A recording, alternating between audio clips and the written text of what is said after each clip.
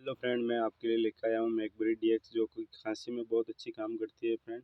और ये सूखी खांसी में बहुत अच्छी काम करती है। इसमें डेक्सामेथासोन है और इसकी एक डोज सुबह शाम लें। और इसकी एमआरपी 87 और ये मैक्लोड्स कंपनी की आती है फ्रेंड। और ये सूखी खांसी में बहुत अच्छी काम करती है और ये शुगर फ्री है।